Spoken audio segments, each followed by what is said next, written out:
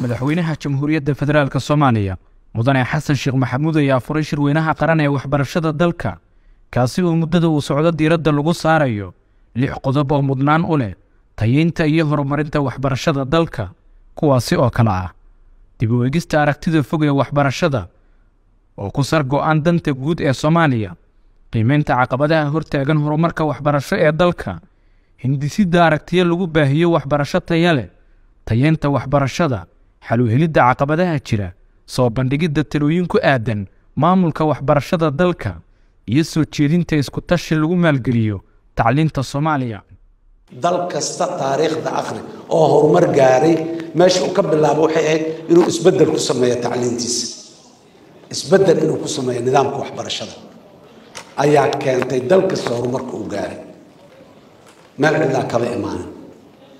inaan isbedel ku sameeyno tacliinteena qaabkeeda dhaqangalkeeda siyaasadkeeda falsafadaheeda ma aha farsamooyinkeeda kaliya waayo waxa aan ku xaqiijin karnaa mustaqbalka aan haminayno madaxweynaha jamhuuriyadda oo dul istaagay qorshaha dawladda ee baahinta adeeg waxbarasho oo tayo leh iyo xaqiijinta manhaj mid ah oo qaran oo wax lagu baro ubadka Soomaaliyeed ayaa xusay in la shaqaalaysiin doono 10,000 oo macallimiin Soomaaliyeed ah si kor loogu qaado fursadaha waxbarasho ee ay helaan muwaadiniinta Soomaaliyeed dawladda Soomaaliya waxa uu qorshaysan teeramkan 4 sano ah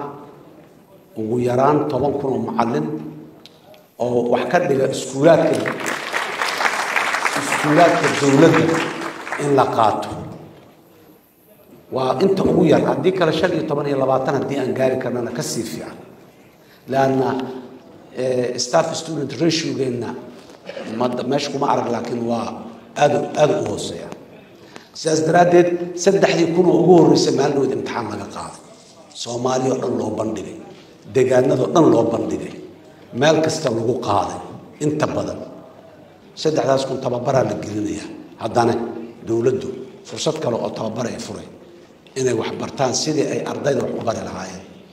iyo sidii ardayda u qaabayn lahaayeen waa bilow yar laakiin waa bilow barako waa bilow fiican madaxweyne Xasan Sheekh Maxamuud ayaa sheegay in fursadaha waxbarasho ee xilligan ay helaan dhalinyarada Soomaaliyeed ay yihiin kuwa aad u hooseeya taasi oo uu tilmaamay inay caqabad ku tahay dhisidda mustaqbal wanaagsan iyo xaqiijinta yoolasha horumarineed ee dalka isagoo ka dalbaday aqoonyahanka Soomaaliyeed inay gacan ka geystaan tayeynta waxbarashada dalka waxbarashadu aan ku dadaalno siyaasadda inaan ka ilaalino yaan la siyaasadaynin waxbarashada siyaasaddu waa nidaam mustaqbali ah